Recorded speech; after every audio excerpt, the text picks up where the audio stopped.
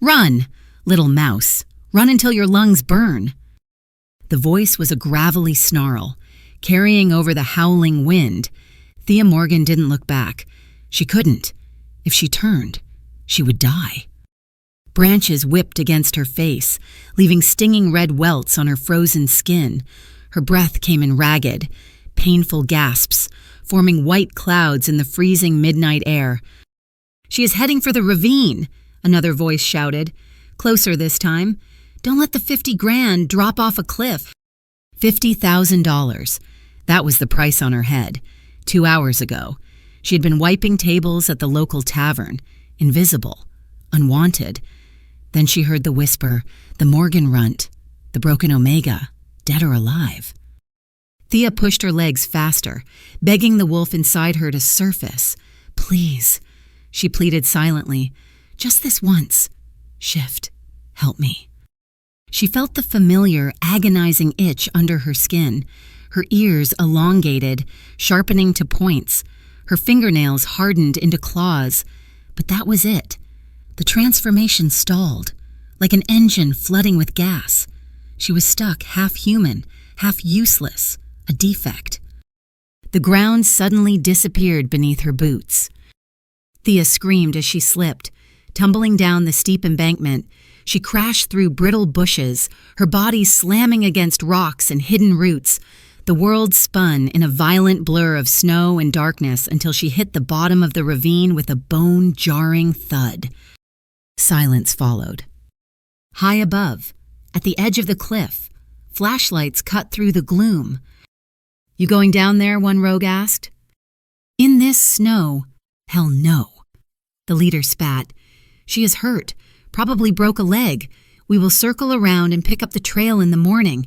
The boss said he wants her. He didn't say she had to be pretty." The lights faded. The crunch of boots on snow receded. Thea lay still, waiting for the pain to register. It came in a wave, her shoulder throbbed, and her ankle burned. She tried to sit up, hissing through her teeth. Then, the smell hit her. It wasn't her blood. It was rich, metallic, and overwhelming. Thea dragged herself through the deep snow, following the scent. It led her toward the shelter of a rocky overhang. There, half buried in a drift, lay a monster. It was a wolf, but not just any wolf. It was massive, easily twice the size of the rogues chasing her. Its fur was midnight black, rippled with strange, shimmering silver stripes that seemed to glow faintly in the moonlight. But the beast was dying. Dark, viscous blood pooled beneath its flank. Thea crawled closer, her medical instincts kicking in, overriding her fear.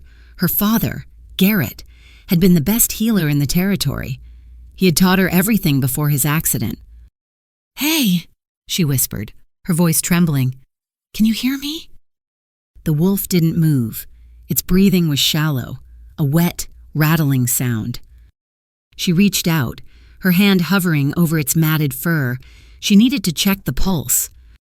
The moment her fingertips brushed the wolf's neck, the world exploded. Zap! A shockwave, like raw electricity, shot up her arm and slammed into her chest. It wasn't painful, it was awakening. Inside her, dormant. Broken Wolf threw back its head and howled.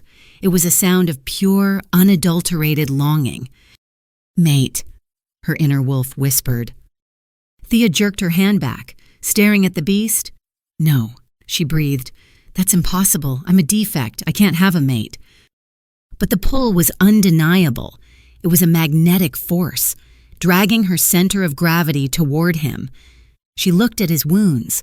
They were jagged, festering with a black ooze. "Wolfsbane," she murmured, sniffing the air, and silver. They didn't just want to hurt you, they wanted to torture you. She couldn't leave him, not now. Adrenaline surged through her, fueled by the strange energy the touch had given her. She grabbed the massive wolf by his front legs. He must have weighed 300 pounds, but somehow, Thea heaved him backward. "Come on, big guy," she grunted, dragging him through the snow toward the old hunting cabin, her father's secret place. just 100 yards away. Don't you dare die on me." The cabin was freezing, but it was safe. Thea managed to drag the wolf onto the rug near the fireplace. She worked quickly, her hands flying. She lit a fire, the dry wood catching instantly. The heat began to fill the small room. Thea grabbed a bowl of warm water and a cloth. "Okay," she whispered, kneeling beside him. "Let's see what is under all this mud." She soaked the cloth and began to wipe his flank. The wolf whined low in his throat, a rumble of pain. "Shh, I know it hurts," she cooed softly. The water turned red, then black. As she cleaned the blood away, she saw the wound clearly, a deep puncture, but she also saw something else on his shoulder. Revealed as the mud washed away was a brand burned into the skin, a crown intertwined with thorns. The royal mark. Thea froze. "Who are you?" The wolf's breathing hitched. Then, the sound of cracking bones filled the small cabin. It was a violent, wet sound. The fur retracted, the snout shortened, and the massive paws reshaped into hands. Within seconds, the beast was gone. Lying on the rug was a man. He was stark naked, and he was magnificent. Even in the dim firelight, Thea couldn't help but stare. He was huge, his shoulders broad and corded with muscle. His skin was tanned, scarred from 100 battles, glistening with sweat and melting snow. Water dripped from his dark hair onto a chest that rose and fell heavily. He was built like a war god, every line of his body screaming power. Thea swallowed hard, her eyes traveling lower before she caught herself. She felt a flush rise to her cheeks that had nothing to do with the fire. She reached for a blanket to cover him, her hand brushing against his hip. His skin was burning hot, fever. Suddenly, his hand shot out, grabbing her wrist. His grip was like iron. Thea gasped. His eyes snapped open. They weren't human eyes. They were glowing amber, vertical slits of pure predator. He stared at her, his gaze dropping to her lips, then locking onto her eyes. The intensity made her knees weak. "Mate," he rasped. His voice was deep, broken, like rocks grinding together. Thea's heart hammered against her ribs. You need to rest. You've been poisoned." He tried to sit up, the blanket slipping down to reveal the hard planes of his abdomen. He groaned, squeezing his eyes shut as the pain hit him, but he didn't let go of her wrist. His thumb rubbed circles against her pulse point, sending shivers racing down her spine. "Where?" He coughed. "Where am I? Are they still coming?" "We're in the old Morgan cabin," Thea said softly, using her other hand to cup his feverish cheek. The contact made him lean into her touch, seeking comfort. "The rogues are gone for now, but you're safe." Morgan, his eyes flew open again, struggling to focus. Garrett's cabin. "He was my father," Thea said. The man's grip tightened painfully. He pulled her closer, until her face was inches from his. She could smell him rain, pine, and the musky scent of a dominant alpha. It was intoxicating. "Listen to me," he hissed, urgency bleeding into his tone. "Don't trust them." "Marcus, he knows. He betrayed everyone." "Marcus Frost," Thea asked, confused. "The king's advisor." "Traitor," the man spat out, his head lolling back. The fever was claiming him again. Garrett died. To hide it. Find the White Wolf. Before they do. White Wolf. Thea wiped his forehead with the cool cloth. That's just a fairy tale. He looked at her, his eyes glazing over, losing the battle with consciousness. He pulled her hand to his lips, pressing a searing kiss against her palm. "Not a fairy tale," he whispered against her skin. "She is the key, and she is in danger." His hand went limp. He passed out. Thea sat there, trembling, her hand still tingling from his kiss.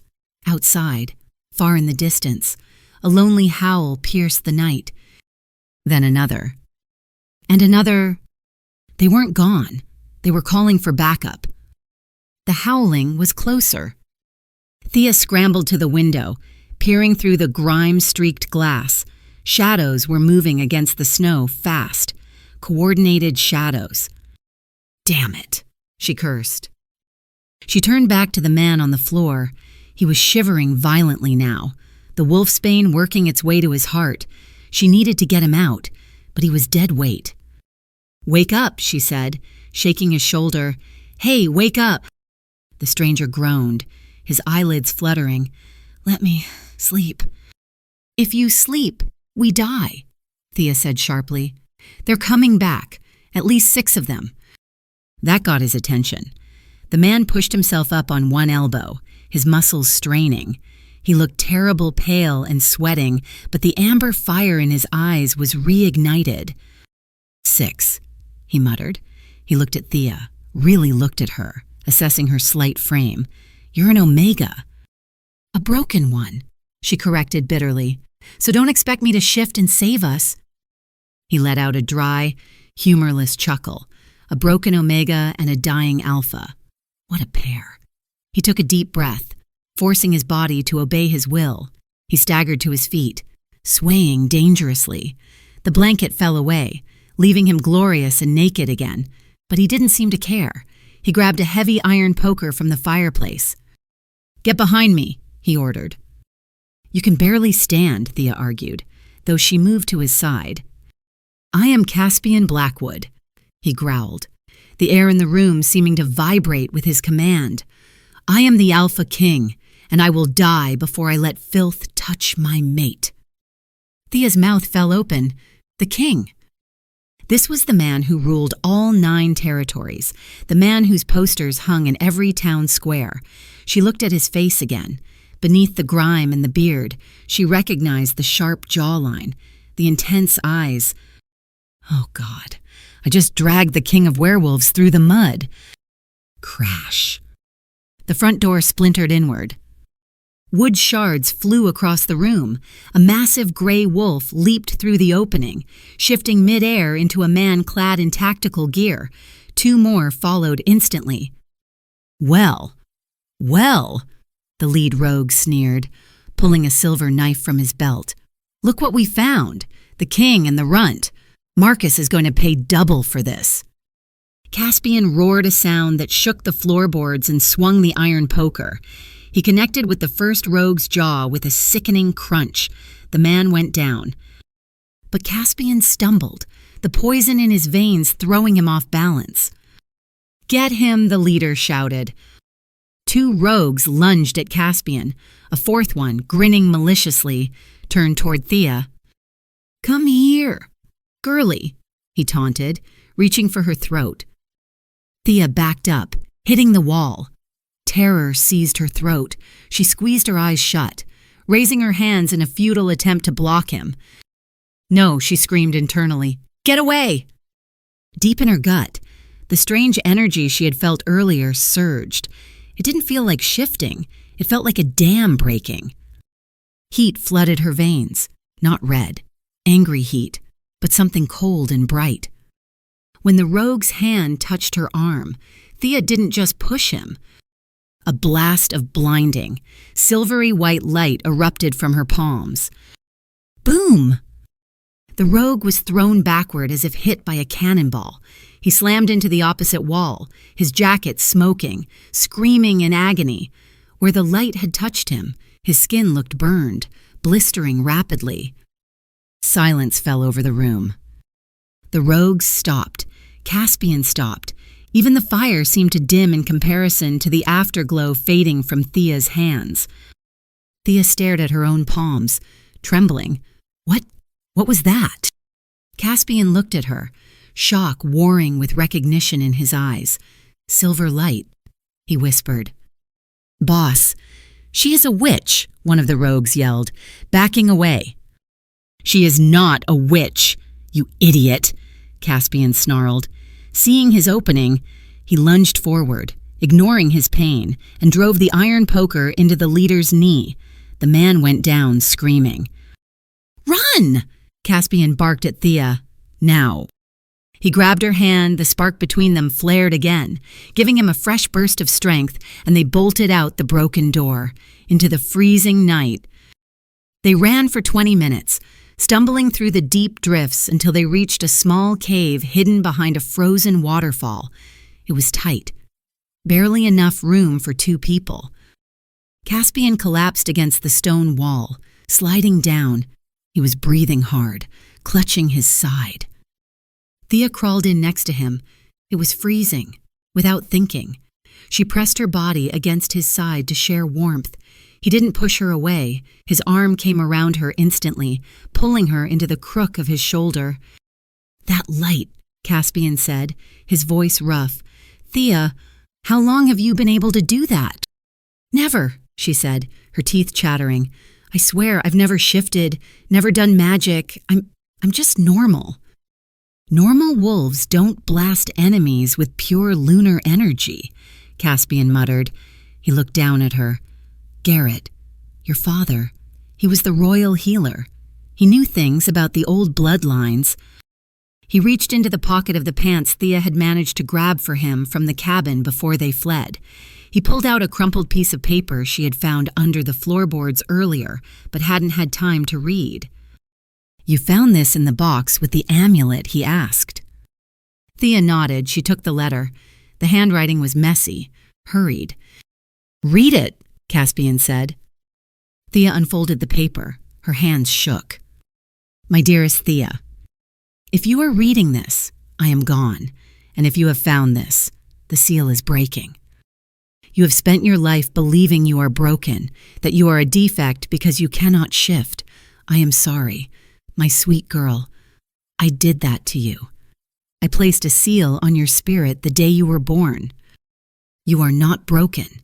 You are the white wolf, the one born every 500 years. You have the power to heal and the power to destroy. Marcus knows. He has been hunting for the signs. If he finds you, he will use you as a weapon to enslave the 9 territories. I had to hide you. Do not trust anyone but your true mate. Only the bond can help you control the power without it consuming you. And Thea, do not trust Vivian. She's not who you think she is. She didn't die in the fire. The letter ended abruptly. A smear of dried blood covered the rest of the page. Thea stared at the paper, tears blurring her vision. He sealed me all these years. I thought I was worthless. I thought I was a mistake. He was trying to protect you, Caspian said gently. He used his thumb to wipe a tear from her cheek. The touch was tender, contrasting sharply with his warrior's appearance. And Vivian, Thea choked out, my sister. We buried an empty casket. They said the fire turned her to ash. But he says she didn't die. Caspian finished grimly. His amber eyes darkened. And if she didn't die, then she knows where you are. He grabbed her chin, forcing her to look at him. The intensity of the mate bond flared, hot and possessive. We are going to figure this out. Thea, you are the white wolf. I am the alpha king. And we are mates. He leaned in, his lips brushing against her ear, sending a jolt of heat straight to her core. Let Marcus come. We will burn his world to the ground. Thea shivered, but this time it wasn't from the cold. Suddenly, Caspian stiffened. He pushed her behind him, pressing her against the cold rock wall. Stay quiet, he breathed. Outside the cave, the crunch of snow stopped. Come out, little sister, a woman's voice called out. It was smooth, melodic, and terrifyingly familiar. Thea's blood ran cold. Vivian, she whispered. I know you're in there, Thea. Vivian's voice laughed. Bring the king out. Marcus is waiting. The voice outside the cave drifted away, carried off by the howling wind. Vivian, or whatever ghost was mimicking her, didn't try to enter the narrow crevice. Inside, the air was thick with tension. Caspian pressed Thea against the damp stone wall. His body was a furnace, his fever burning hot against her freezing skin. But it wasn't just fever. It was the mate bond, thrumming like a live wire between them. "She is gone," Caspian whispered, his lips grazing the sensitive skin of her neck. For now. Thea was shaking, but not from fear. The proximity of the Alpha King was overwhelming.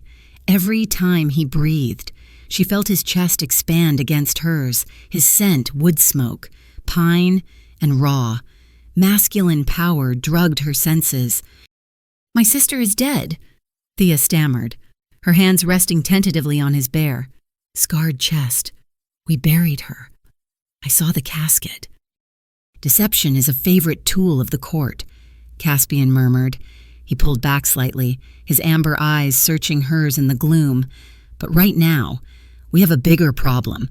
The poison is working its way out, but my wolf is exhausted, and your wolf, she's waking up." Thea felt it, a restless clawing in her gut. The seal her father had placed on her was cracking. Pain radiated from her bones, a deep, dull ache. "It hurts," she gasped, clutching his shoulders. "I know." Caspian's voice dropped an octave, becoming a soothing rumble. "You need to learn to control the flow. If the white wolf breaks out all at once, the energy surge will kill you." "I don't know how," she cried softly. "I'll show you." Caspian took her hands and placed them over his heart. His skin was scorching. "Close your eyes," he commanded gently. "Feel my heartbeat. Anchor yourself to me." Thea obeyed. Thump, thump, thump, thump. It was steady, strong, like a war drum. "Now," Caspian whispered, his forehead resting against hers. "Don't fight the power. Imagine it's a river. You are the dam. Open the floodgates, but only a little. Let it flow into me." Thea focused. She visualized the blinding silver light that had blasted the rogue. She imagined a valve opening.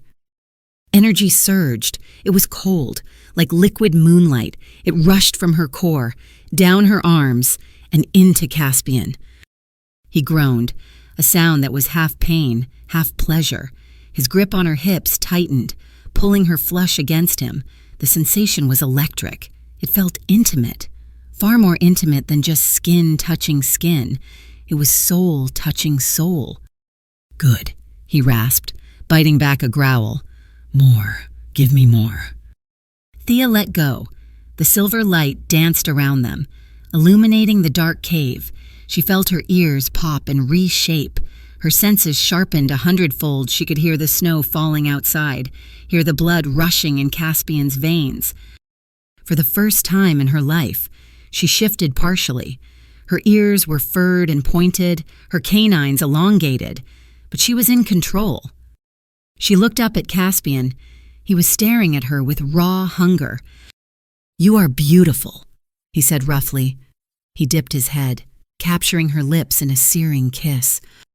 It wasn't a gentle kiss, it was desperate, possessive. He tasted of wildness and authority. Thea melted into him, her fingers tangling in his dark, wet hair. The exchange of energy looped between them, her healing light feeding him, his alpha strength grounding her. For hours, they stayed like that, huddled in the dark, keeping each other alive with touch and power. By dawn, the storm had broken. The sound of chopping blades cut through the morning silence. "Helicopter," Caspian said, instantly alert. He was still pale, but the black veins of poison had receded. He looked like a king again. He moved to the cave entrance and let out a howl. It wasn't the sound of a wounded animal anymore. It was a command. "I am here." Minutes later, figures in black tactical gear dropped from ropes onto the snow-covered ledge. The leader, a massive man with a blonde buzz cut and a scar running down his left eye, rushed forward. "Alpha King," the man fell to his knees in the snow, his voice thick with relief. "We thought, when the signal died—" "I'm hard to kill, Bjorn," Caspian said dryly, helping Thea out of the cave. Bjorn looked up, his eyes widening as they landed on Thea. She looked like a wreck muddy. Bloody clothes, hair a mess, but the aura radiating off her was undeniable. It hummed in the air, tasting of ozone and magic. "And this is," Bjorn asked, eyeing her cautiously. "This is Thea Morgan," Caspian announced, his voice carrying over the wind to the 12 other soldiers who had landed. "My mate, and the White Wolf." Silence swept across the ridge. The soldiers looked at each other. Then, one by one, they dropped to one knee. They bowed their heads, exposing their necks in submission. Thea froze, her heart hammering. "Caspian, what are they doing? I'm just an Omega." "Not anymore," Caspian said, squeezing her hand. "To them, you are a legend come to life. You are hope." "Marcus has declared himself Regent Protector," Bjorn reported, standing up, his face grim. "He claims you were assassinated by rogue elements. He's rallying the council." Caspian's expression hardened into stone. "Then we returned to the capital. It's time I came back from the dead." The journey back was a blur of efficiency. Inside the helicopter, Caspian briefed Thea on the political minefield she was about to enter. "The kingdom is divided into 9 territories," he explained, shouting over the rotor noise. "Marcus controls the information flow. He's smart, manipulative, and he has allies in the council. When we walk into that throne room, you say nothing about the White Wolf." "But they saw me," Thea argued. "Your soldiers." "My Praetorian Guard is loyal to death," Caspian said. "But the court is a viper's nest. Act weak, act like the broken Omega they think you are. Let them underestimate you." The helicopter touched down on the private pad of the Royal Palace, a sprawling fortress of glass and steel built into the side of a mountain. As they walked through the grand corridors, servants stopped and stared, whispering behind their hands. The king was alive, and he had a woman with him. They burst into the council chamber. "I demand a full investigation into the security breach," Marcus Frost was shouting from the podium. He stood tall, immaculate in a gray suit, his silver hair perfectly coiffed. He looked every inch the grieving statesman. The heavy oak doors slammed open. "Save your investigation, Marcus," Caspian boomed, striding down the center aisle. The room gasped. Council members jumped to their feet. Marcus froze. For a split second, Thea saw it pure, unadulterated rage flash across his face. But then, faster than a blink, it was replaced by a look of overwhelming joy. My King Marcus rushed down the steps, arms open. "By the moon, you are alive. We feared the worst." Caspian stopped, not taking the embrace. "I'm sure you did." Marcus's eyes slid to Thea. He paused, his smile becoming tight. "And you have brought a guest, Ms. Morgan, isn't it? The daughter of our late, beloved healer." "She is not a guest," Caspian said, his voice echoing off the vaulted ceiling. "She is my mate, and your future Luna." Murmurs erupted like a swarm of bees. An Omega. A Luna. It was unheard of. Marcus chuckled softly. "A romantic development. Though, perhaps we should discuss the suitability of the match later. For now, we must get you to the infirmary.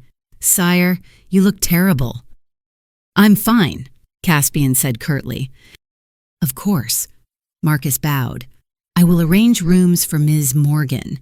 The royal suite is being renovated, but the guest wing is lovely." It was a slight, and everyone knew it. He was putting the future Luna in the visitors' quarters. Caspian opened his mouth to argue, but Thea squeezed his hand. "Act weak," she reminded him silently. That night, Thea couldn't sleep. The guest wing was luxurious, but it felt like a cage. A timid knock sounded at her door. "Come in." A young maid, no older than 18, slipped inside holding a tray of tea. Her name tag read Claire. She looked terrified. "For your nerves, miss," Claire whispered, setting the tray down. She didn't leave. Instead, she pressed a scrap of paper into Thea's hand. "Don't eat anything from the kitchens unless I bring it," Claire hissed, barely moving her lips. "And lock your door." Before Thea could ask why, the girl hurried out. Thea looked at the paper. It was blank, confused. She held it up to the lamp. Faint heat ink writing appeared. "The walls have ears." Her heart racing, Thea decided she needed fresh air. She slipped out of her room, moving silently through the shadowed corridors. Her new wolf senses were picking up sounds everywhere. Heartbeats, whispers, the hum of electricity. She found herself near the East Wing, the restricted area where Marcus had his offices. She heard a laugh. It was a sound from her childhood, a laugh she had heard 1,000 times over dinner tables and birthday parties. Thea stopped, her blood turning to ice. She pressed herself into an alcove, peering through a crack in the ornate double doors that had been left slightly ajar. Inside, Marcus was pouring a drink, and sitting on his desk, swinging her legs, was a woman in a stunning red silk dress. Her hair was perfectly styled, her skin flawless. "Vivian." "He suspects nothing about the army," Vivian said, taking the glass from Marcus. "He's too busy playing protector to his little broken pet." "Thea is more than a pet now," Marcus mused, swirling his scotch, "if the reports are true. And she is the White Wolf. We need to extract that power. It's a shame. I'll have to cut her open to get it." Vivian laughed again. "Do what you want with her. Just save the king for me. I've always wanted a crown." Thea clamped a hand over her mouth to stifle a scream. She backed away, trembling violently. As she turned to run, her elbow bumped a porcelain vase on a pedestal. It wobbled, then crashed to the floor with a shattering noise that sounded like a gunshot in the silent hallway. From inside the room, the voices stopped. "Someone's there," Vivian hissed. The crash of the vase echoed endlessly in the corridor. Thea didn't wait. She bolted. She ran barefoot across the marble floors, her breath hitching in her throat. Behind her, the heavy doors of Marcus's office slammed open. "Guards!" Marcus's voice bellowed. "Intruder in the East Wing." Thea didn't look back. She knew the layout of the palace from her father's old stories. She took a sharp left, ducking into a servant's stairwell just as heavy boots pounded around the corner. She needed Caspian. She flew down the stairs, bursting onto the 3rd floor where the king's chambers were. 2 Praetorian guards stood at the entrance. "Let me in," Thea gasped, nearly colliding with them. "Ms. Morgan," one guard frowned. "It's 3 a.m. The king is—" The door opened from the inside. Caspian stood there, wearing only sweatpants, his hair tousled. He looked ready to kill. "Thea." He pulled her inside instantly, scanning the hallway before slamming the door and locking it. "What happened? You're shaking." "She is here," Thea choked out, grabbing his arms. "Vivian, she is here, in Marcus's office." Caspian's face went rigid. "You saw her." "I saw her. I heard her," Thea cried, pacing the room. "They are working together. They talked about cutting me open to get the power. And Vivian, she wants you. She wants the crown." Caspian let out a low growl. "Bjorn," he shouted into his comms link. "Lockdown. Now. Sweep the East Wing." But it was too late. Thea knew it. Marcus was too smart to be caught red-handed. The next morning, the summons came. "The Regent Protector requests an emergency council session," the messenger said, refusing to meet Caspian's eyes, "regarding the Luna position." Caspian dressed in his ceremonial black uniform, the gold braiding highlighting his broad shoulders. He looked regal, intimidating, and furious. Thea wore a simple gray dress, the best she could find. She stood beside him, her head high. "Ready?" Caspian asked, offering his arm. "No," Thea admitted, "but let's do it anyway." They walked into the council chamber. The atmosphere was suffocating. The 9 territory alphas or their representatives were seated in a semicircle. Marcus stood at the podium. He looked calm, too calm. Alpha King, Marcus nodded respectfully. We have a procedural matter. You have claimed Miss Morgan as your mate. However, under the ancient laws, a mate must be ratified by the council to become Luna, especially given her unfortunate medical history. She is my mate chosen by the moon goddess, Caspian growled. Your ratification is a formality. Usually, yes, Marcus smiled thinly, but there is a challenge. A challenge? Caspian stepped forward. Who dares challenge the king's mate? I do. The voice came from the back of the room. The heavy doors opened. Vivian Morgan walked in. She was breathtaking. She wore a gown of pure white, embroidered with silver thread. Her hair cascaded down her back like a golden waterfall. She didn't look like a dead woman. She looked like a queen. Gasps rippled through the room. Vivian and old Alpha stood up, knocking over his chair. But you died. I survived, Vivian said, her voice trembling with practiced emotion. She walked to the center of the room, tears glistening in her eyes. I was badly burned in the fire that killed my father. I've been in hiding, healing, afraid that the assassins would return. She pointed a shaking finger at Thea. And she knew. Vivian sobbed. My own sister. She left me to die. She stole my life, and now she's trying to steal my place. Thea stepped forward, her hands clenched into fists. Liar! You were with Marcus last night. You plotted this. See? Vivian looked at the council, her face a mask of tragic sorrow. She is unstable. She has always been jealous of me because I can shift, and she cannot. She's broken, and she hates anyone who isn't, who... Enough, Caspian roared. The room shook. This theater ends now. Vivian is alive. Fine, but Thea is my mate. Is she? Marcus interjected smoothly. Or did she use some trickery, after all?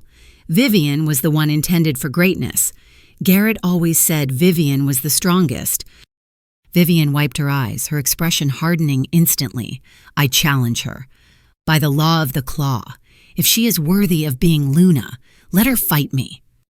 No, Caspian snarled. She is an Omega. You are a warrior. It is murder. Section 7 of the Code, Marcus recited, pulling out a leather-bound book. If a female of the bloodline challenges for the position of Luna, the king cannot intervene. The challenge must be accepted, or the claim is forfeited. He looked at Thea with cold, dead eyes. Refuse. Ms. Morgan, and you are exiled from the kingdom forever. Caspian will be forced to take a new mate. The room fell silent. All eyes were on Thea. Caspian turned to her, panic in his eyes. Thea, don't. We will leave. We will start a war if we have to. But I won't let you fight her. Thea looked at Vivian. Her sister was smiling a tiny, cruel smirk that only Thea could see. You are weak, that smile said. You have always been weak. Thea remembered her father's letter. You are the white wolf. She took a deep breath. The fear was there, screaming in her head, but beneath it was anger, cold, hard anger.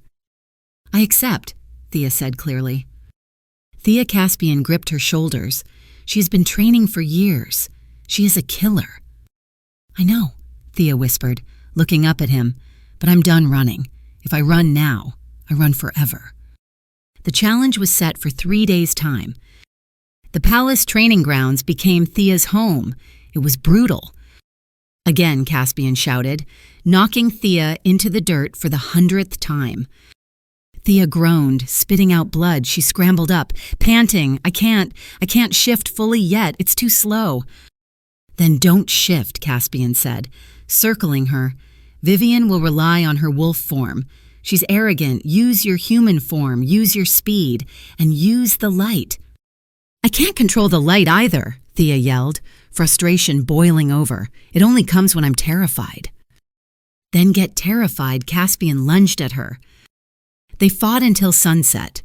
Every muscle in Thea's body screamed. She was covered in bruises. The odds were impossible. Vivian was an alpha-level shifter. Thea was a novice with a nuclear bomb inside her that she didn't know how to detonate. That evening, Thea sat alone in the locker room, wrapping tape around her swollen knuckles. The door creaked open. It was Claire, the young maid. "Go away." "Claire," Thea sighed. "I'm not hungry." "I didn't bring food," Claire whispered. She looked over her shoulder, checking the hallway, then bolted the door. She reached into her apron and pulled out a small glass vial filled with a shimmering blue liquid. "What is that?" Thea asked. "My mother—" Claire hesitated. "My mother was a healer too. She worked with your father. Before he died, he gave her this." He said, "For Thea. For the day she stops running." Thea took the vial. She uncorked it. The scent hit her instantly. Peppermint, rain, and dried sage. It was her father's scent. "It is an awakening serum," Claire explained hurriedly. "It's dangerous. It forces the wolf to merge with the human consciousness completely. It breaks any remaining seals." "Why give this to me now?" Thea asked. "Because I heard Marcus and Vivian," Claire said, her eyes wide with fear. "They aren't going to fight fair. Vivian has silver-coated claws. She plans to poison you in the first minute of the fight." Thea looked at the blue liquid swirling in the glass. This was it. Her father had prepared for this moment.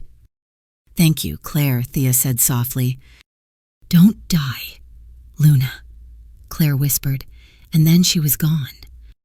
The sound of drums began to beat outside. The arena was ready. Thea stood up, clutching the vial. She raised it to her lips. "Here goes nothing," she whispered. She drank it. For a second, nothing happened. Then, fire liquid.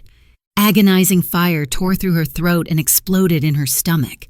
Thea fell to her knees, clutching her throat, as her eyes turned a blinding, glowing silver. The fire in Thea's veins wasn't stopping. It was consuming her. She stumbled out of the locker room and into the blinding sunlight of the arena. The roar of the crowd hit her like a physical blow. Thousands of shifters from all 9 territories filled the stone bleachers, their voices a cacophony of bloodlust and curiosity. "And here she is," Marcus's voice boomed over the loudspeakers. "The challenger, the Omega, Thea Morgan." A ripple of laughter went through the crowd. Thea looked small, pale, and unarmed in the center of the massive dirt ring. Opposite her, Vivian stood preening for the audience. She wore leather combat gear that accentuated her curves. She blew a kiss to the royal box, then turned her cold eyes on Thea. "Ready to die," Sister Vivian mouthed. Caspian sat in the royal box, his hands gripping the railing so hard the metal groaned. He looked ready to jump into the ring at any second. Bjorn stood behind him, a hand on the king's shoulder, a silent reminder of the law. Interfere, and she forfeits. "Fight," Marcus shouted. Vivian didn't hesitate. She didn't bother with honor. She shifted mid-stride. There was a sickening crack-pop of bones, and suddenly, a massive reddish-brown wolf stood where Vivian had been. She was huge, sleek, and fast. Thea stood frozen. The serum was tearing her apart from the inside. Her heart felt like it was beating 1,000 times a minute. "Move," her mind screamed. She dove to the right just as Vivian's jaws snapped shut where her head had been. The wind of the bite ruffled Thea's hair. Vivian skidded, turned, and lunged again. This time, Thea wasn't fast enough. Vivian's claws, coated in a glimmering silver paste, raked across Thea's shoulder. "Ah," Thea cried out, hitting the dirt. The silver burned like acid. Smoke rose from the wound. The crowd cheered. Vivian prowled closer, a low rumble of amusement vibrating in her chest. She mind-linked Thea, her voice echoing in Thea's head. "You were always pathetic. Thea, Daddy's little broken toy. I'm going to tear your throat out and hand it to your king." Vivian lunged for the kill. Thea squeezed her eyes shut. She thought of Caspian. She thought of her father. She thought of the years of being called defect. No. A voice thundered inside her, not broken, leashed. The serum Claire had given her hit the seal on her soul like a battering ram. Snap. The sound was louder than a gunshot. It wasn't physical. It was magical. Everyone in the arena heard it. Vivian hesitated mid-air. Thea opened her eyes. They weren't just glowing silver anymore. They were two miniature stars. "Get away from me," Thea screamed. Her body arched. She didn't shift with the grotesque bone-breaking of a normal wolf. She shifted with an explosion of light. A shockwave of pure energy blasted outward, knocking Vivian backward 10 feet. Dust and debris swirled in a tornado around Thea. When the dust settled, the stadium went dead silent. Standing in the center of the ring was not a human. It was a wolf. But it was unlike anything the shifters had ever seen. She was massive, easily a head taller than Vivian's alpha form. Her fur was pure, blinding white, shimmering as if diamond dust had been woven into the coat. Her eyes were pools of liquid mercury. The white wolf, the legend. In the royal box, Marcus dropped his wine glass. It shattered, red wine staining his expensive shoes. Caspian stood up, his face filled with awe and terrifying pride. Vivian scrambled to her paws, her ears pinned back in fear. She snarled, trying to maintain dominance, but it was a hollow threat. Thea the white wolf didn't growl. She simply looked at Vivian. The sheer pressure of her aura forced the shifters in the front rows to bow their heads instinctively. Vivian, driven by panic and rage, attacked. It was a mistake. Thea moved like a blur. She sidestepped Vivian's clumsy lunge and slammed her shoulder into Vivian's flank. Crunch.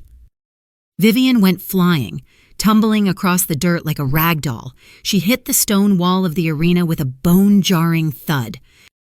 She tried to get up, but Thea was already there. Thea pinned Vivian down, one massive white paw pressing against Vivian's throat. She bared her teeth, leaning down until her snout was an inch from Vivian's face. "Do it," Vivian whimpered through the mind link. "Kill me. It's the only way you win."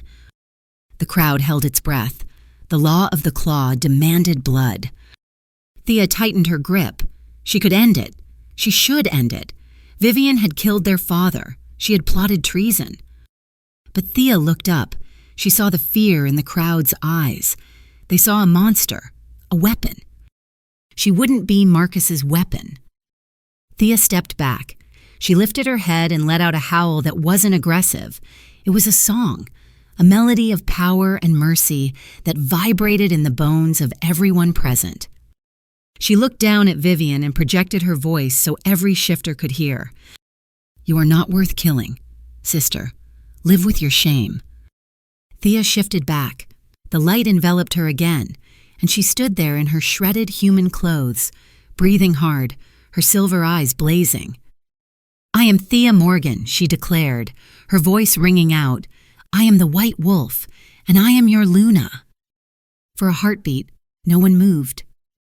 Then, Caspian vaulted over the railing of the royal box. He dropped 15 feet into the arena. Landing in a crouch, he strode toward her, his face fierce. He grabbed her face in his hands and kissed her hard, passionate, claiming her in front of thousands. "My Luna," he roared. The crowd erupted. "All hail the Luna, all hail the white wolf." In the chaos, no one noticed Marcus Frost slip out the back exit, a phone pressed to his ear. "Plan A failed," he whispered, his voice shaking with suppressed rage. "Initiate Plan B. Tonight at the feast. Make sure it's the slow-acting poison. I want to watch him rot." The grand hall was a sea of music, laughter, and clinking glasses. Chandeliers dripping with crystals cast a golden glow over the victory feast.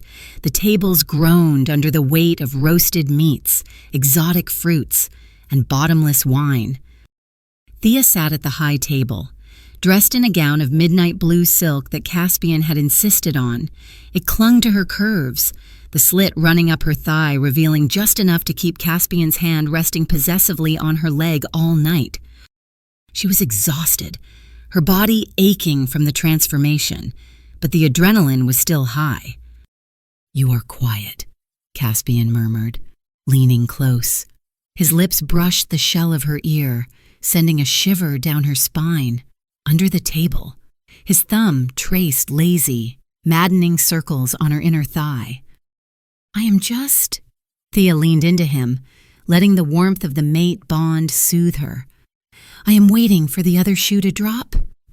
Marcus vanished. "Bjorn has trackers on him," Caspian assured her. Taking a sip from his ornate goblet, "He's cornered. Tonight, we celebrate. Tomorrow, we hunt." He turned to her, his amber eyes darkening with intent. "And later tonight, I plan to celebrate properly, just you and me."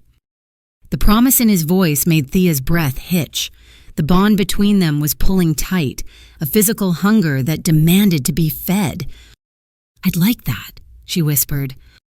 Caspian smiled, raising his goblet in a toast to the room, to the white wolf, to the future. To the future, the room bellowed back. Caspian drained his cup. He set it down. He turned to smile at Thea again. Then his eyes went wide. The glass slipped from his fingers, shattering on the stone floor. Caspian gasped, clutching his throat. His skin turned a sickly shade of gray in seconds. Veins black and pulsing shot up his neck. "Caspian," Thea screamed, catching him as he slumped sideways. The music died instantly. Screams erupted from the guests. "Healer, get a healer." Bjorn roared, vaulting over the table to get to his king. Caspian was convulsing on the floor, foam gathering at the corners of his mouth. Thea pressed her hands to his chest, calling on her light. "Heal him." She commanded the power. "Heal him now." The silver light poured out of her, washing over him, but the black veins fought back. They were like living shadows, eating her light, twisting it. "It's not working," Thea cried, panic clawing at her throat. "Why isn't it working?" The royal healer, an elderly woman named Martha, dropped to her knees beside them. She checked Caspian's eyes, smelled his breath, and recoiled in horror. "This isn't normal poison." Martha shook her head, her face pale. "This is nightshade of the ancients. It's mixed with dark magic. Your light can't burn it out. Luna, it feeds on energy." "There has to be an antidote," Thea pleaded, gripping Caspian's cold hand. "Tell me what to do." "There is." A quiet voice spoke from the shadows behind the throne. It was Claire, the maid. She had shed her servant's uniform and was wearing a simple tunic. She stepped forward, looking terrified but determined. "Who are you?" Bjorn growled, stepping between her and the king. "She is my sister," Thea said, the realization hitting her. "Claire, you're his daughter too. Aren't you Garrett's daughter?" Claire nodded, tears in her eyes. "Half-sister. But yes, my mother kept his journals. He wrote about this poison. He said only one thing cures it." What Thea demanded, "Tell me." "The silver moonflower," Claire said, "mixed with the blood of a white wolf." "I have the blood," Thea said instantly. "Where do we get the flower?" The room went deadly silent. Even Bjorn looked away. "The silver moonflower is extinct in the wild," Martha whispered. "The only one known to exist grows in the private conservatory of Alpha Drake." Alpha Drake, the ruler of the Iron Mountains. "Drake is Marcus's oldest ally," Bjorn cursed. "He hates the royal line. If we go there, it's war." "Caspian has hours, not days," Claire said, looking at the king's shallow breathing. Thea stood up. The silk of her dress rustled like a warning. Then I'm going, she stated. Luna, you can't, Bjorn argued. It's a suicide mission. Drake will capture you and hand you to Marcus. I am the White Wolf, Thea said, her voice cold and hard. I don't die easily. Bjorn, get the chopper. We fly to the Iron Mountains now. The flight took 40 minutes. They flew low, under the radar, landing in the dense forest bordering Drake's fortress. It was just Thea and Bjorn. A large team would be detected. They moved through the snow, the fortress looming ahead, a brutalist structure of black stone and iron spikes. The conservatory is on the east side, Bjorn whispered, checking his tactical map. Glass roof. We go in from the top. They scaled the wall in silence. Thea moved with supernatural grace, her new strength making the climb effortless. They reached the glass dome of the conservatory. Below, in the moonlight, it was a jungle of exotic, poisonous plants. And there, in the center, glowing with a faint, ethereal light, was a single flower. Its petals were like spun silver. The silver moonflower. Cover me, Thea whispered. She used a diamond-tipped cutter to make a hole in the glass, then dropped down silently onto the mossy floor. The air was thick and humid. She crept toward the flower, her heart pounding. She reached out. Click. The sound of a dozen guns cocking echoed through the room. Floodlights blinded her. I was wondering when you would show up, a deep, gravelly voice rumbled. Thea shielded her eyes. Standing on the balcony above her was a man who looked like he was carved from granite. He had a thick gray beard and eyes like flint. Alpha Drake. He held a heavy assault rifle, aimed directly at her chest. Beside him stood 20 guards. You have a lot of nerve. Girl, Drake spat, breaking into my home to steal my prize. Thea didn't flinch. She lowered her hand, but didn't back away from the flower. I'm not stealing, she said, her voice steady. I'm claiming it, to save your king. He is not my king, Drake growled. He is a boy playing at war, and Marcus promised me that if I killed you, the Iron Mountains would be independent. Marcus is a liar, Thea shot back. He poisoned Caspian. He will poison you next if you become inconvenient. Is that the honor of the Iron Mountains to serve a snake? Drake hesitated, his eyes narrowed. He looked at the glowing flower, then at Thea. Show me, he commanded. Show you what? Show me the wolf, the legend. Prove you aren't just Marcus's science experiment. Thea took a deep breath. She didn't shift fully, there wasn't room. Instead, she let the mask slip. She pulled on the power. Her eyes flared silver, her aura expanded, filling the room with a pressure so intense the glass panes of the conservatory rattled.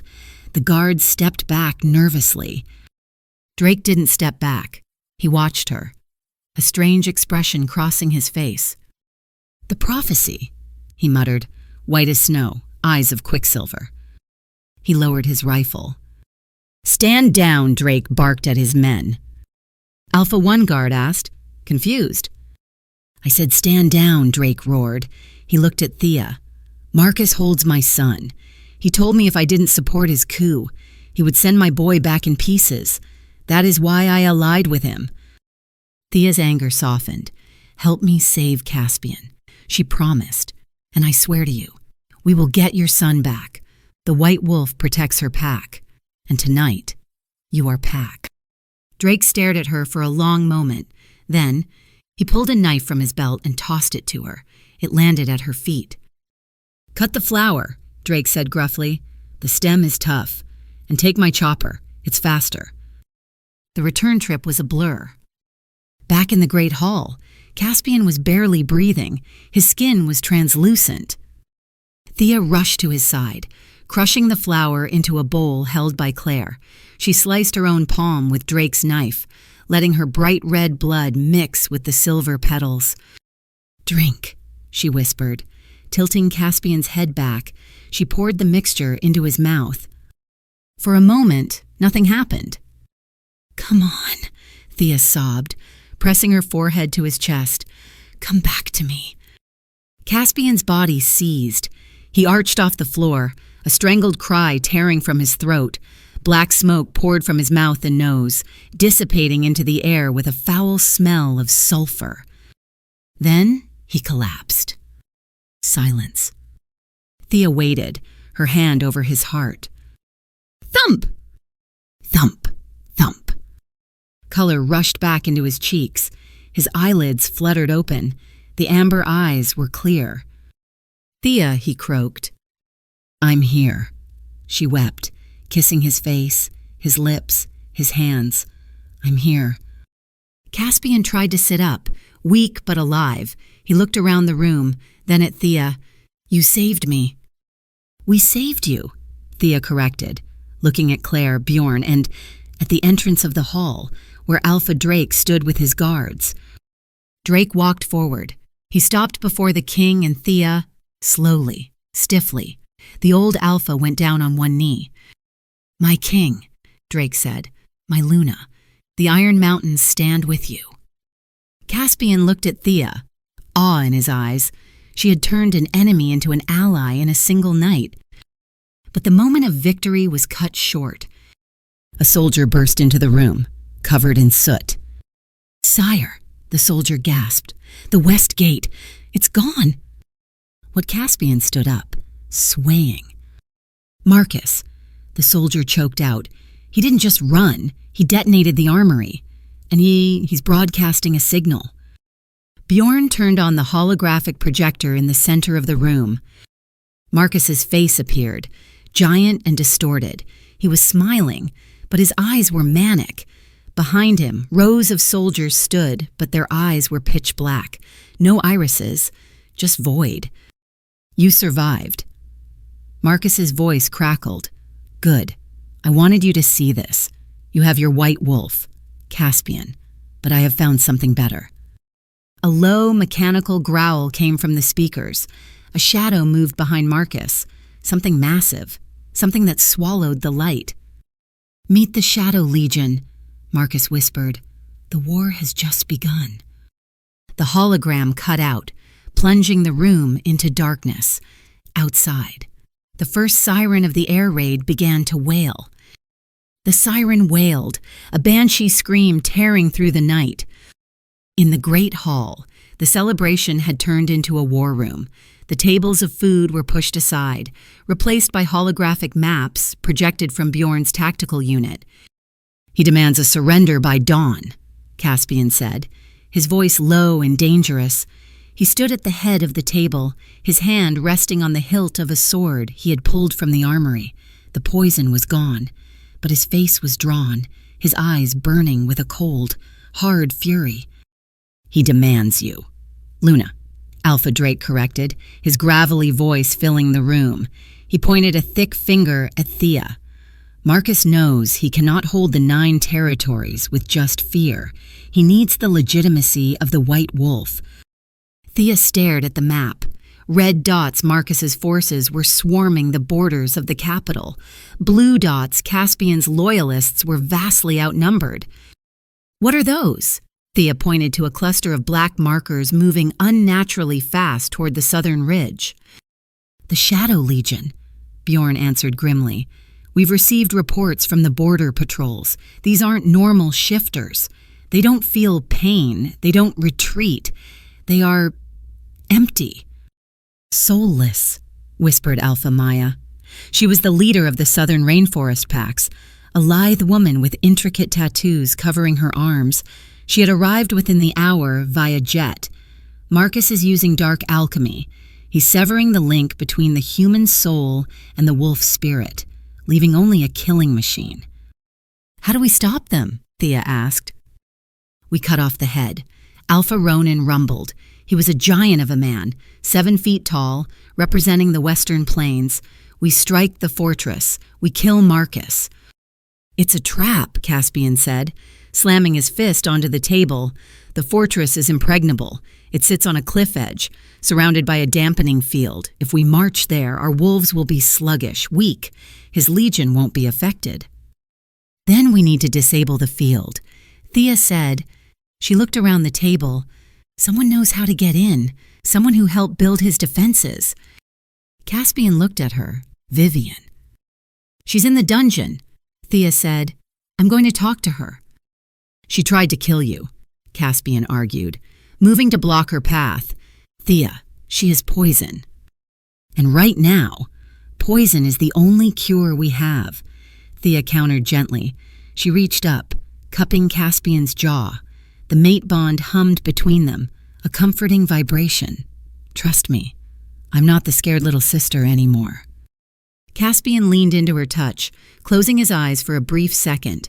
Bjorn goes with you, and 2 guards. The dungeons were damp, smelling of mold and despair. Vivian sat in the corner of her cell. She wasn't glowing with health anymore. Her white gown was dirty, her hair matted. She looked up as Thea approached the bars. Came to gloat, Vivian rasped. Came to give you a choice, Thea said, her voice echoing in the stone corridor. Marcus has unleashed something he can't control. The Shadow Legion will consume everything, including you. Vivian laughed, a brittle sound. Marcus always has a plan, and a plan B, and a plan C. He plans to enslave the Pax, Thea said. Is that what you wanted? To be a queen of slaves? Vivian stood up, walking to the bars. Her eyes were hollow. I wanted what was mine. Father chose you. The moon chose you. I just wanted to matter. Thea felt a pang of pity, but she shoved it down. You can matter now. Tell us how to bypass the dampening field at the fortress. Vivian gripped the cold iron bars until her knuckles turned white. She looked at Thea, really looked at her, seeing the power radiating off her younger sister. The dampening field is generated by silver chains, Vivian whispered. Ancient artifacts forged with dark magic. They are kept in the central spire, as long as they are active. Any wolf who enters the perimeter will feel like they are drowning in quicksilver, except for the Legion. Where are the chains located? Bjorn asked, stepping forward with a datapad. The vault, Vivian said. But you can't just walk in. The gates are DNA coded. Only Marcus and his blood allies can enter. You, Thea realized, you are his blood ally. You completed a blood oath with him. Vivian nodded slowly. Yes, I can open the gate. Then you're coming with us, Thea decided. Thea, no, Bjorn warned. If she tries anything, Thea said, her eyes flashing silver, I will rip her apart myself. Do we have a deal? Vivian. Vivian looked at the open palm Thea extended through the bars. I want immunity, and I want exile, not execution. Done, Thea said. The plan was madness. A 3-pronged attack. Alpha Ronin and Alpha Maya would lead the main armies against the Shadow Legion on the plains, drawing Marcus's attention. Alpha Drake and the Iron Mountain Wolves would hit the rear supply lines. And Caspian, Thea, and a small elite strike team, including a shackled Vivian, would infiltrate the fortress from the cliffs. They flew in 2 stealth choppers under the cover of a blizzard. 2 minutes to drop zone. The pilot crackled over the headset. Caspian unbuckled his harness and moved to Thea's side. The chopper lurched in the wind. Stay behind me, he ordered, checking the straps on her tactical vest. The dampening field will hit us the moment we land. It will hurt. Fight through it. I'll be fine, Thea said, though her stomach was doing flips. Thea? Caspian grabbed her hand, bringing it to his lips. He kissed her knuckles, his eyes intense. If things go wrong, if we get separated. We won't, she promised. If we do, he continued, know that you are the best thing that ever happened to this broken world, and to me. Thea felt tears prick her eyes. She leaned forward, kissing him hard. We survive. That's the order.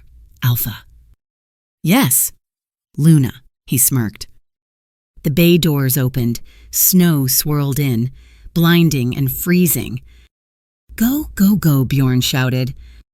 They rappelled down the ropes, landing on the icy rock shelf beneath the fortress walls. The moment Thea's boots hit the ground, she felt it. It was like walking into a wall of water. The air felt heavy, pressing against her lungs. Her inner wolf whined, curling into a ball. The dampening field, Caspian gritted out, dropping to one knee beside her. He shook his head, fighting the dizziness. It's stronger than I thought. Vivian landed next to them, guided by Bjorn. She looked pale but unaffected. The blood oath protected her. The entrance is there. Vivian pointed to a sewage grate hidden behind a frozen waterfall. Charming, isn't it? Lead the way, Bjorn growled, shoving her forward. They moved through the tunnels, wading through waist-deep, freezing water. Above them, the muffled sounds of explosions told them the main battle had begun. Ronan and Maya have engaged, Caspian whispered, checking his wrist comp. We have 30 minutes before Marcus realizes this is a diversion. They reached a heavy steel door. This is it, Vivian said, the maintenance access to the vault. She placed her hand on the scanner. A red laser swept her palm. Access granted. The door hissed open. They stepped into a pristine white corridor. The contrast with the sewer was jarring. Clear, a scout whispered. They moved fast, but as they turned the corner toward the central spire, the blast doors at both ends of the hallway slammed shut. Clang. Trapped. What is this? Caspian roared. Spinning on Vivian. You said this was a secure route? Vivian backed against the wall, her eyes wide. I didn't know. He must have changed the codes. A vent in the ceiling opened. Green gas began to hiss into the hallway. Wolfsbane gas, Bjorn shouted. Masks on. They fumbled for their rebreathers, but it was too fast. The gas was heavy, immediate. Thea coughed, her lungs burning. Her legs gave way. She saw Caspian stumble, reaching for her. Thea. Then, darkness took them. Thea woke up to the sound of dripping water. She was hanging.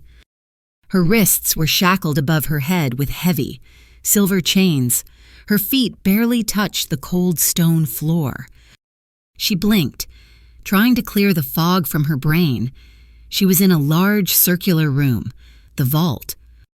In the center of the room, a massive pillar of dark crystal pulsed with a chaotic purple light, the source of the dampening field. Awake at last, a smooth voice echoed. Marcus Frost stepped out from behind the crystal pillar. He was wearing a military uniform now, devoid of the polite politician's mask. He looked manic. Where is... Caspian Thea rasped. Her throat felt like she had swallowed glass. The King Marcus gestured vaguely to the left. Thea twisted her head. Caspian was chained to the wall opposite her. He was unconscious, his chest bare, bleeding from a dozen cuts. Caspian Thea screamed. She pulled at her chains. Zap! Electricity coursed through the silver cuffs, sending agony shooting down her arms. She screamed again, slumping against the chains. Careful, Marcus tutted. Those are silver chains woven with dark magic. The more you struggle, the more they hurt, and they completely neutralize your little light show. He walked over to Thea, tilting her chin up with a gloved hand. You see, Thea, you were never the enemy. You were the battery. Go to hell, she spat. Marcus wiped the spittle from his cheek calmly. I plan to bring hell here. That crystal. It needs a power source to expand the dampening field to cover the entire continent. Once it does, every shifter will be powerless, except my legion. He leaned in close. And what better power source than the white wolf? He pulled a lever on the wall. A needle descended from the ceiling, connected to the crystal by a tube. It hovered over Thea's shoulder. This will extract your essence, Marcus explained. It will be painful, and eventually fatal. But think of the peace you will bring. He turned to leave. Guard, watch her. If she wakes the king, stun him. Marcus exited the heavy vault door. A lone guard stood by the console. He wore a full-face helmet. Thea hung there, tears leaking from her eyes. She looked at Caspian. He was so still. Psst. Thea froze. The sound came from the guard. He walked over to her, looking at the security camera in the corner. He tapped a button on his wrist, and the red light on the camera turned green. A loop. The guard took off his helmet.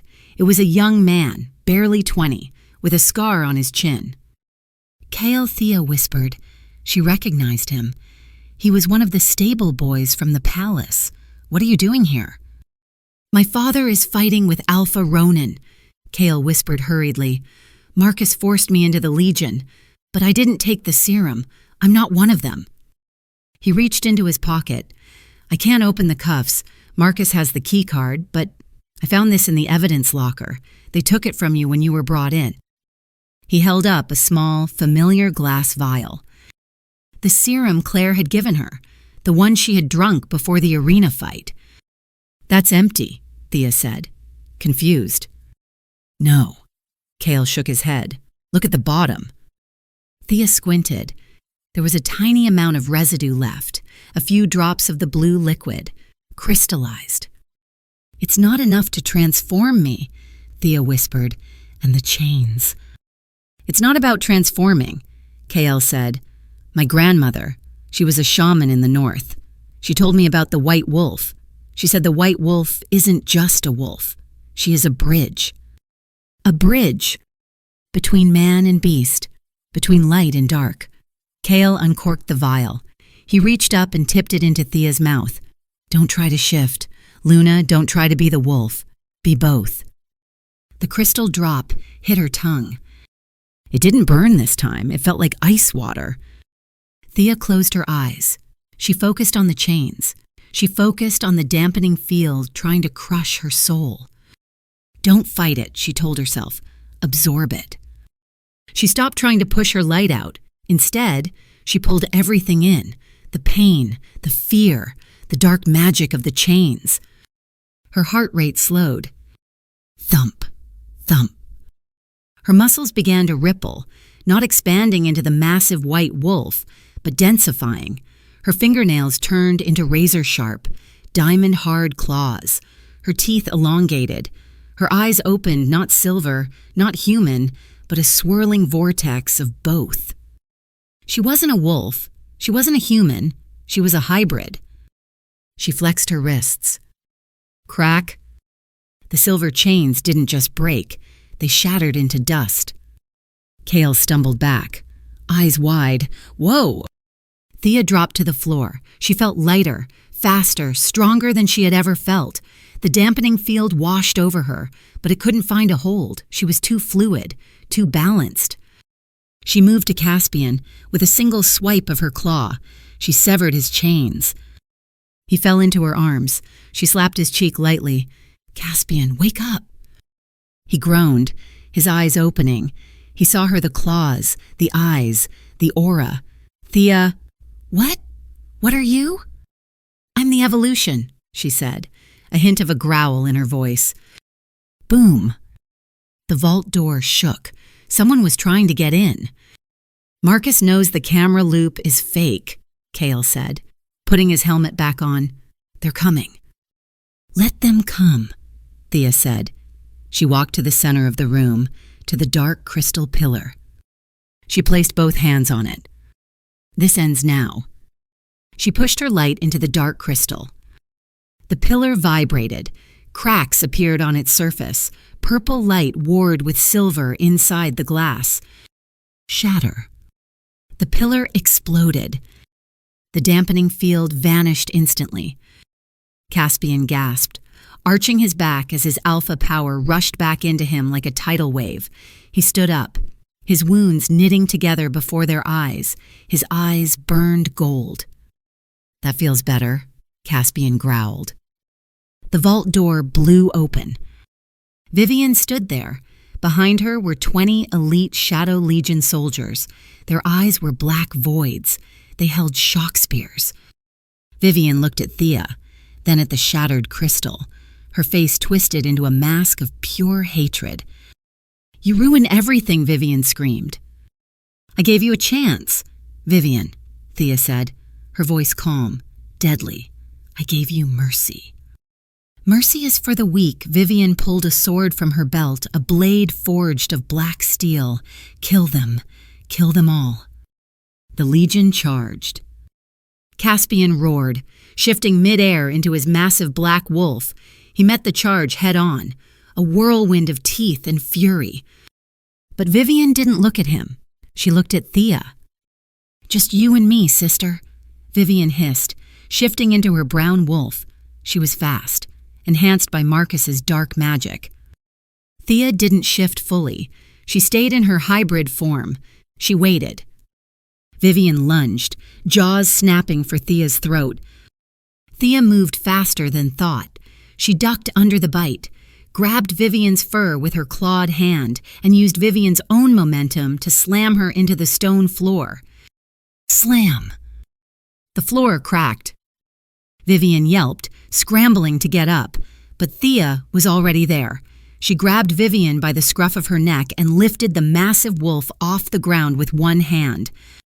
You wanted power, Vivian Thea whispered into her sister's ear. This is what real power looks like. It's control. She threw Vivian across the room. Vivian hit the wall and slid down, shifting back into her human form, broken and weeping. Thea turned to the battle. Caspian was fighting valiantly, but there were too many legionnaires. They didn't feel pain. They just kept coming. Caspian, get down, Thea shouted. Caspian didn't question. He dropped to his belly. Thea clapped her hands together. A shockwave of white light exploded from her body. It wasn't a beam, it was a ripple, expanding outward in a perfect circle. It passed over Caspian harmlessly. But when it hit the Shadow Legion, they stopped. The blackness in their eyes flickered. They dropped their weapons, clutching their heads, screaming as the light burned the dark magic out of their minds. One by one, they fell unconscious. Silence returned to the vault. Caspian shifted back, panting, covered in black blood. He walked over to Thea, looking at her with something akin to worship. Remind me never to make you angry, he breathed, kissing her forehead. The war isn't over, Thea said, looking at the open door. Marcus is still here, and he has nowhere left to run. As they reached the hallway, the floor beneath them began to rumble. A robotic voice echoed through the fortress speakers. Self-destruct sequence initiated. T-minus 5 minutes to total collapse. Marcus's laughter echoed through the halls. If I can't have the kingdom, his voice sneered, then no one will. The floor shuddered violently beneath their boots. Dust rained from the ceiling, and the wail of the self-destruct siren drowned out all thought. 5 minutes, Caspian shouted over the noise. We need to get to the roof. The choppers. No, Thea stopped. Grabbing his arm, her hybrid eyes were scanning the structural integrity of the fortress walls. The hangar bay is locked down. Marcus will have sealed it. We can't fly out. Then we jump, Caspian asked, glancing at the window that looked out over a sheer 1,000-foot drop to the frozen ocean. Not us, Thea said. She pointed down the corridor where the groans of the Shadow Legion soldiers were echoing. They were waking up no longer mindless drones, but confused, terrified young men like Kyle. Them. We can't leave them. Thea, there are 50 of them, Caspian argued. Though he was already moving to help Kyle up, we can't carry everyone. We don't have to carry them, Thea said. She closed her eyes for a second, feeling the pulse of the fortress, the lower levels, the drainage system. It dumps into the sea, but it's protected by the sea wall. If we can get them into the water tunnels, the blast won't reach them. That's 10 levels down, Caspian said grimly, and Marcus is between us and the elevator. Then we go through him. Thea said. They ran. Kyle supported a wounded comrade. Vivian, limp and defeated, was dragged along by Bjorn, who had regained consciousness just in time. They reached the central atrium, a massive open space that spanned the height of the fortress.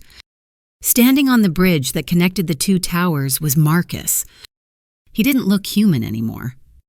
He had injected himself with everything he had left. His body was bloated with muscle, veins pulsing black sludge. His eyes were bleeding darkness. He held a detonator in one hand and a heavy, dark matter sword in the other. Leaving so soon, Marcus's voice was distorted, a monstrous rasp. The show is just starting. Marcus Caspian stepped forward, shifting his arms partially to gain claws. Disarm the sequence. You will die too. Death is a doorway, Marcus screamed, and on the other side, the shadow gods await me. He lunged. He moved with unnatural speed. Clearing the 20-foot gap in a single jump, he landed in front of Caspian, swinging the sword. Clang. Caspian blocked with a discarded Legion spear, but the force of the blow drove him to his knees. The dark blade sliced through the spear shaft like butter. Marcus raised the sword for the killing blow. A white blur slammed into him. Thea. She hit him in her hybrid form, claws digging into his armored shoulder. She didn't try to overpower him. She used her agility. She spun, kicked off his chest, and landed behind him. You are fast, Marcus grunted, turning slowly, but you are soft. He dropped the detonator and grabbed Thea by the throat with his free hand. His grip was crushing. Thea gagged, clawing at his hand. The darkness in his skin burned hers. Look at you, Marcus sneered, lifting her off the ground. The savior. You are going to die watching your mate bleed out. He squeezed. Black spots danced in Thea's vision. Help me, she projected, not to Caspian, but to the light itself. And something answered, not from above, but from within. It wasn't just the white wolf. It was the collective will of every soul she had touched. Burn. Thea's skin ignited with white fire. Ark! Marcus screamed, dropping her. His hand was charred, smoke rising from the blackened flesh. Thea landed on her feet, gasping, Caspian now. Caspian was already moving. He had shifted fully into his massive black wolf. He hit Marcus like a freight train, jaws clamping onto Marcus's good shoulder. He shook his head violently, tearing muscle and tendon. Marcus roared, thrashing. He managed to kick Caspian off, sending the Alpha King skidding across the polished floor. But Thea was there again. She didn't attack his body. She attacked his mind. She placed both hands on his temples. Look at what you are, she commanded. She pushed a vision into his mind, not of power or glory, but of the truth. She showed him the monster he had become, a twisted, lonely creature, enslaved by the very darkness he thought he controlled. Marcus froze. His black eyes widened. For a second, the madness cleared, replaced by horror. No, he whispered. No. It's over. Marcus, Thea said softly. Marcus looked at his hands, then at the destruction around him. He looked at Caspian, ready to kill him. He looked at Thea, whose light was burning away the shadows in the room. You can't save me, Marcus choked out. The darkness. It owns me. Then end it, Thea said, on your own terms. Marcus looked at the detonator lying on the floor a few feet away. The timer on the wall read 0030. He looked at Thea. Get them out. The blast doors to the tunnels. Override code is 77 Alpha. Caspian shifted back to human form, wary. Why? Because. Marcus coughed up black blood. She showed me I used to be a man. He grabbed his sword. Go. Caspian didn't hesitate. He grabbed Thea's hand. Everyone. To the tunnels. Move. They sprinted toward the maintenance door. Bjorn punched in the code. The door hissed open. They shoved the wounded legionnaires inside. Vivian followed, silent as a ghost. Kyle jumped in. Caspian pushed Thea through. He looked back one last time. Marcus was standing in the center of the atrium. He raised his sword, saluting the king he had betrayed. Then, he drove the blade into his own chest, severing the dark connection. The door slammed shut. Boom! The world turned upside down. The explosion rocked the earth itself. Inside the water tunnel, the shockwave threw them all into the freezing, rushing water. They were tumbled like clothes in a washing machine, dragged down by the current. Thea held her breath, shielding her head as debris rained down. She felt the mate bond flaring. Caspian was close, alive, fighting the current. They were spat out into the open ocean. Thea surfaced, gasping for air. The water was icy, deadly cold. Caspian, she screamed over the roaring waves. Here, his voice was near. He swam to her, grabbing her life vest. I have got you. Around them, bobbing in the rough sea, were the survivors, Kael, Bjorn, Vivian, and about 30 confused ex-Legion soldiers. Behind them, the fortress was gone. The cliff face had sheared off, collapsing into the sea in a massive cloud of dust and steam. We need to get to shore, Caspian shouted. Hypothermia will kill us in minutes. But the shore was a mile away, and the waves were 10 feet high. We won't make it, Bjorn yelled, struggling to keep a soldier afloat. Thea looked at the group. They were exhausted, freezing, dying. Not today, she thought. She reached deep. Her physical strength was gone, drained by the fight with Marcus. But the white wolf, she was eternal. Thea closed her eyes. She didn't fight the cold water. She merged with it. The moon controlled the tides. The white wolf was the daughter of the moon. Calm, she commanded the ocean. A ring of silver light expanded from her body into the dark water. Where the light touched, the waves smoothed instantly. The water seemed to warm up, glowing with a gentle luminescence. A massive shape rose from the depths beneath them. Panic flared in the group. Sea monster, someone cried. No, Thea whispered, opening her eyes. Help. It was a pod of orcas, but they were larger than normal, with strange, silvery markings on their dorsal fins, the spirit guardians of the northern seas. The lead orca surfaced gently next to Thea. It let out a puff of air, nudging her. Grab on, Thea shouted. Hold on to their fins. It was impossible. It was magic.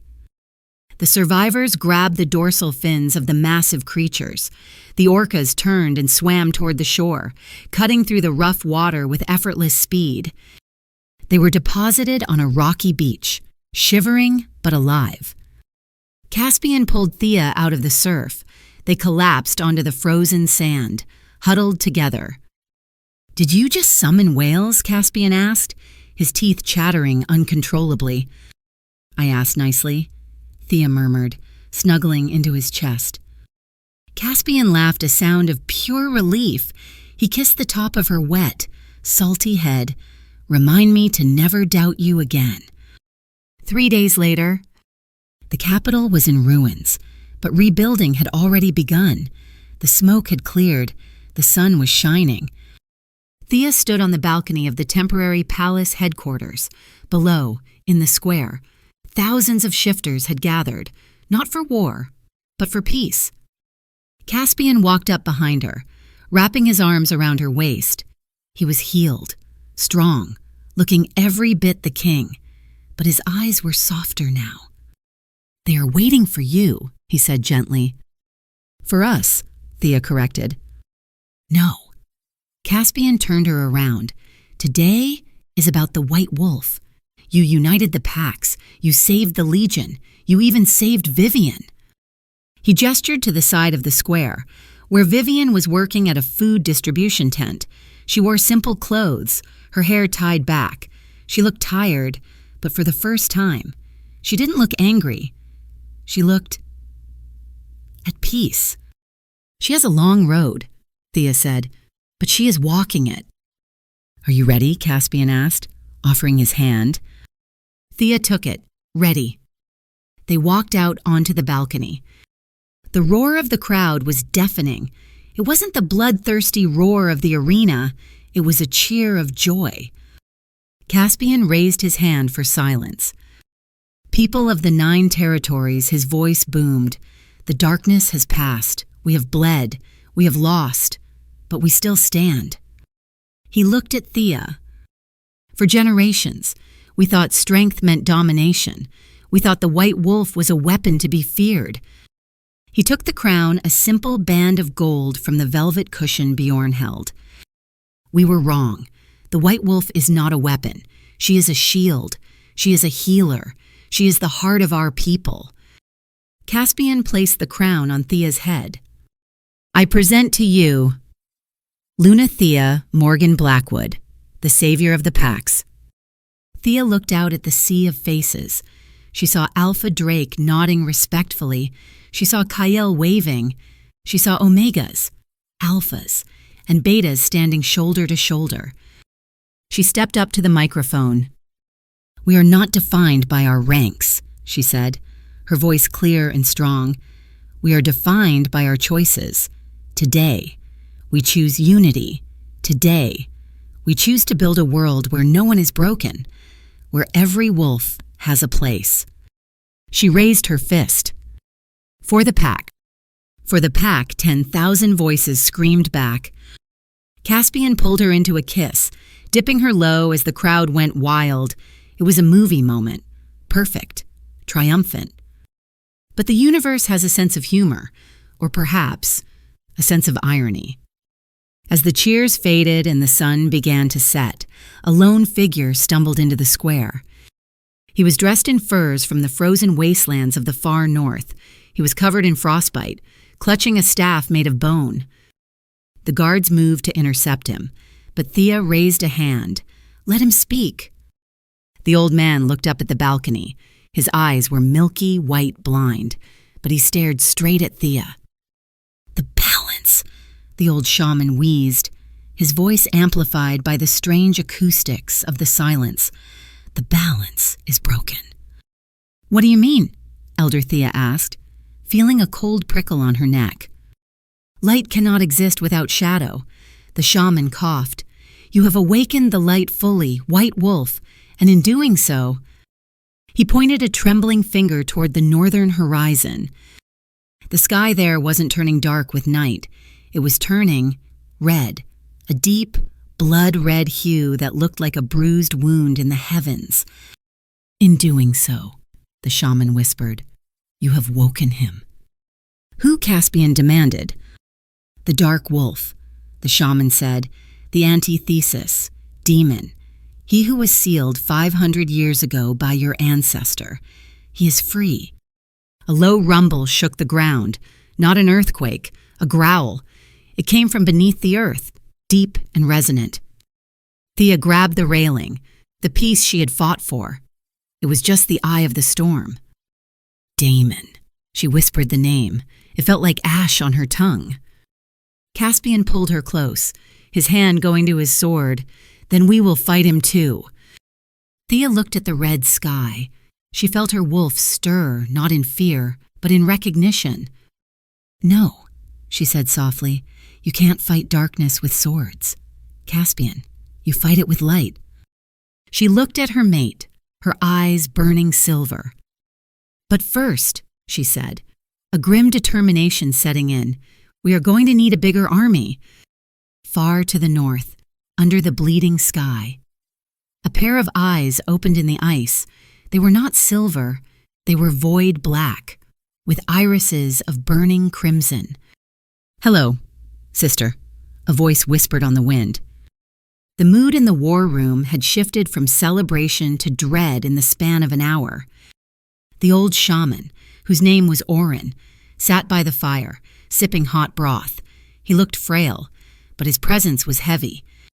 "Damon is not just a wolf," Orin explained to the gathered alphas. "He is a primordial force.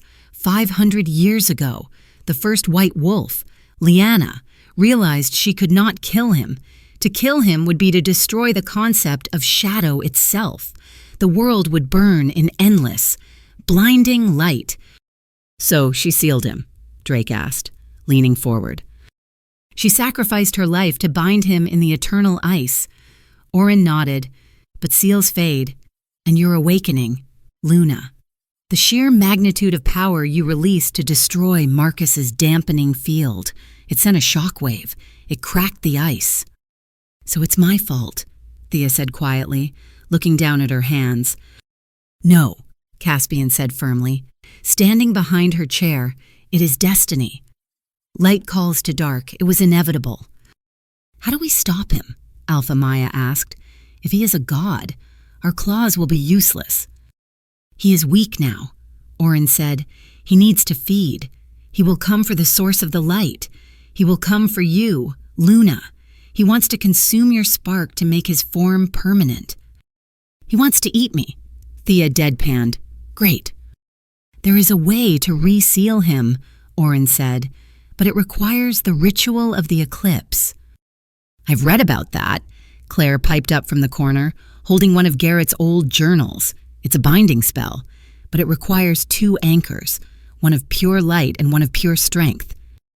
Thea and Caspian, Bjorn realized, the White Wolf and the Alpha King. But to work, Oren warned, their souls must be completely intertwined. The true mating bond must be finalized, not just marked, bound. Caspian looked at Thea. They had marked each other. Yes, they were mates, but they hadn't completed the final ceremonial binding the sharing of souls. It was a dangerous, intimate ritual that left both parties vulnerable. When Caspian asked, "The blood moon rises in 3 days," Oren said, "that is when the veil is thinnest. That is when Demon will be at his peak and his most vulnerable." 3 days, Thea breathed, to prepare to fight a god. The next 2 days were a blur of preparation. The fortress was reinforced, trenches were dug, silver spikes were erected. But for Thea and Caspian, the preparation was internal. They spent the time in the royal sanctuary, a secluded garden temple. They had to align their energies. "Breathe with me," Caspian murmured. They sat cross-legged facing each other, knees touching. Thea closed her eyes. She reached out with her mind. Finding the golden thread of their bond, she pulled on it gently. Caspian's mind opened to her. She didn't just see his thoughts. She felt his emotions, his fierce protectiveness, his fear of losing her, his deep, abiding love that felt like a warm ocean. And he felt hers, her insecurity, her determination, her fear that she wasn't enough. "You are everything," his voice echoed in her head. "You are my anchor," she replied. They merged. For a moment, there was no Thea, no Caspian, just them, a being of gold and silver light. When they opened their eyes, hours had passed. They were sweating, exhausted, but smiling. "I think we are ready," Caspian whispered. "I hope so," Thea said. The night of the blood moon arrived. The sky was a terrifying shade of crimson. The moon hung low and heavy, looking swollen with blood. The ritual circle was drawn in the center of the palace courtyard. Runes of salt and silver surrounded it. Thea stood in the center, wearing a simple white tunic. Caspian stood opposite her, bare-chested. Oren began to chant. The low, guttural sounds vibrated the air. "Take his hands," Oren commanded. Thea gripped Caspian's hands. His palms were hot. "Look into the soul," Oren chanted. Their eyes locked. Gold met silver. The wind picked up. It howled through the courtyard, smelling of ice and decay. "He is coming," Drake shouted from the wall. "North gate, contact." Shadows began to bleed over the walls. Not soldiers, shadows. They moved like liquid, forming into wolves, then dissolving into mist. "Hold the line," Bjorn roared. "Protect the circle." The Alphas and their guards formed a wall of flesh and steel around Thea and Caspian. "Do not break eye contact," Oren shouted over the wind. "If you break the connection now, the backlash will kill you both." Thea focused on Caspian. The sounds of battle erupted around them: screams, clashes of metal, roars of wolves. A massive shadow leaped over the wall of guards. It landed 10 feet from the circle. It coalesced into a man. He was tall, pale as death, with long black hair that floated as if underwater. He wore armor made of black ice. His eyes were the red of the moon above. "Demon." He smiled. It was a terrible, beautiful smile. "Hello, little sister," Demon purred. His voice wasn't loud, but it silenced the battlefield. Caspian growled, his muscles tensing to fight. "Don't move." "King," Demon warned lazily. "You step out of that circle, you die. She dies." He walked closer to the runic barrier. He reached out a pale hand and touched the invisible wall. The barrier sizzled, blue sparks flying. Damon frowned. Annoying. He looked at Thea. "Why bind yourself to a mortal?" Demon asked, tilting his head. "We are eternal. You and I. We are the balance. Join me. We can remake this world into something perfect. No pain, no death, just stillness." "Stillness is death," Thea said, her voice echoing with the power of the ritual. "Life is messy. Life is loud. I choose life." "Pity," Demon sighed. He raised his hand. A spear of black ice formed in the air. "Then choose death." He hurled the spear. It hit the barrier. The shield cracked. Oren screamed as the magical feedback hit him, throwing the old shaman backward. "The barrier is down," Drake shouted. "Attack!" Drake and Ronan lunged at Demon. Demon didn't even look at them. He waved a hand. A wave of shadow force blasted the two massive alphas away like leaves in a storm. He stepped into the circle. Caspian broke the hold. He shoved Thea behind him. "Get back!" He shifted. The black alpha wolf materialized, snarling, and leaped at the dark god. Demon caught the massive wolf in midair by the throat with one hand. "Impressive spirit," Demon mused, holding the struggling king aloft, but weak flesh. He slammed Caspian into the ground. The pavement shattered. Caspian didn't get up. "No," Thea screamed. Damon turned to her. "Now, give me the light." He reached for her. Thea didn't run. She didn't fight. She remembered Kael's words. A bridge. She remembered Marcus's end. Truth. She looked into Demon's red eyes, and she pushed. Not a blast of light, but a question. "Who hurt you?" The mental probe hit Demon. He staggered back, clutching his head. "Get out of my mind," he roared. The shadows around him swirled violently. "You weren't always this," Thea pressed, stepping closer. "You were Damon. You loved the first white wolf. You loved Liana." "Silence," Demon screamed. The ice armor cracked. Thea saw it then, the memory buried deep under 500 years of ice. Demon hadn't fought Liana because he hated her. He fought her because he had been corrupted by a betrayal, driven mad by grief. "She sealed you to save you," Thea whispered, tears streaming down her face. "Not to punish you, to wait until the corruption could be cured." Damon fell to his knees. The red in his eyes flickered. "She left me," he sobbed, a sound of infinite heartbreak. "She saved you for me," Thea said gently. She reached out and placed her glowing hand on his cold cheek. "Let it go, Damon." She poured her light into him, not to burn, to warm. The black ice armor shattered. The shadows evaporated. Beneath the monster, a man knelt. He looked young, tired, and profoundly sad. He looked up at Thea. His eyes were no longer red. They were a soft, sorrowful gray. "Is she gone?" he whispered. "She is at peace," Thea said, "and so are you." Damon closed his eyes. His body began to dissolve into particles of light. "Thank you," he breathed. And then he was gone. The red sky cleared. The blood moon faded to white. Thea stood alone in the circle. Caspian. She turned. Caspian was groaning, pushing himself up from the crater. She ran to him, falling to her knees. "You are alive. Oh God, you are alive." "I told you," Caspian coughed, grinning through bloodied teeth. "Hard to kill." He pulled her down for a kiss. It tasted of dust and victory. Around them, the pack began to howl.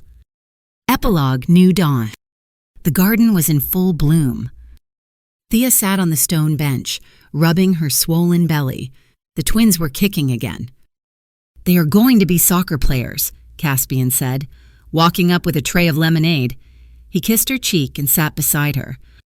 "Or warriors," Thea smiled. Peace had settled over the 9 territories. It wasn't perfect. There were still disputes, still politics, but the fear was gone. Vivian was running a rehabilitation center for former Shadow Legion soldiers. She sent letters once a month. They were short, but kind. Drake was the new head of the council. He argued with everyone, but he was fair. And Kale was the captain of the new Royal Guard, a mix of alphas, betas, and omegas. "What are you thinking about?" Caspian asked, resting his hand on her stomach. Thea looked up at the sky. It was a clear, brilliant blue. "I'm thinking about stories," she said. "How we tell them. They used to tell stories about the white wolf to scare children. And now..." "Now," Thea smiled, leaning her head on his shoulder. "They tell stories about how the white wolf and the alpha king taught the world that even monsters can be saved." Caspian kissed her temple. "I like that story better." "Me too," Thea whispered. She closed her eyes, listening to the heartbeat of her mate, the movement of her children, and the peaceful hum of a world made whole.